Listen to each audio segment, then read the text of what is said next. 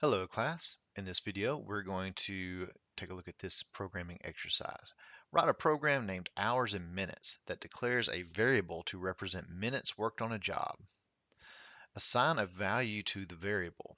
Display the value in hours and minutes. For example, 197 minutes becomes 3 hours and 17 minutes. So this is just hours and minutes. It doesn't really matter if it's in a job or not. So let's go ahead and create this new program, hours and minutes. So we're going to do File, New Project Solution. We want the C# console app. We're going to call this hours and minutes. I believe that's what they called it. Hours and minutes. Yep. Let's go ahead and click next and next. Let's go ahead and bring in our tools using system, using static system dot console. Create our main method, public class of hours and minutes. Got our class header. Now let's make our class body. Inside our class body, let's make our main method header.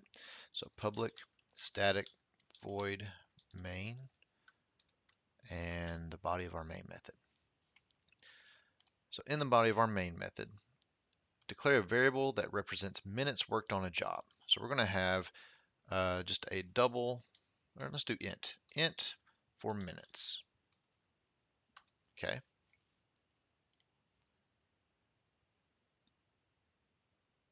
Assign a value to the variable. So we're going to use 197. So int minutes equals 197 because that's what they put. Display the value in hours and minutes. For example, 197 minutes becomes 3 hours and 17 minutes. Okay, so here's how we're going to do this. We're going to have a constant. This is going to be an integer. And in this constant integer, we're going to say something like minutes per hour. And that is going to equal 60.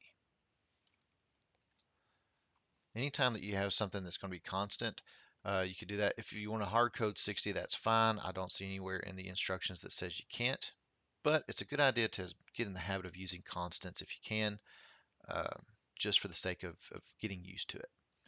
So display the value in hours and minutes. So we have 197 minutes. What we have to do is we have to get a integer for the total number of hours, and then we have to get an integer for the minutes that we're going to be using. Now I've already used minutes, but I can change this variable. So I could do minutes on job.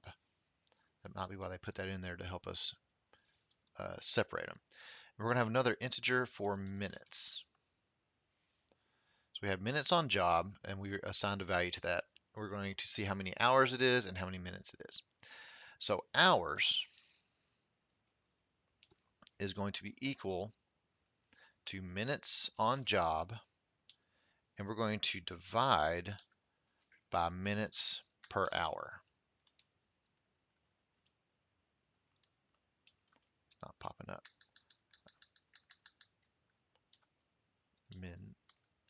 Minutes per hour. I did the wrong slash. I did a backslash. Forward slash. Minutes per hour. So when you use a forward slash, it is going to take the number of minutes and divide it by the minutes per hour, but it's not going to give us the remainder. It's not going to do that. To get the remainder minutes, to get the remainder of minutes, we're going to have to take the minutes on the job, and we're going to use a percent sign. Now the percent sign is known as the modulus, and what it does is it divides by minutes per hour, but it doesn't give you the quotient. What it does is it gives you the remainder. So these two division operators, this one gives you the quotient, this one gives you the remainder. So now we can do our right line and explain what all we have. So we're going to have a right line. We're going to say placeholder 0. That's going to be the total minutes on the job. is, we're going to do another placeholder for 1. And let's make this a little bit more noticeable or a little bit easier to read by the user. So 0 total minutes is equal to a number of hours and another number, placeholder, of minutes.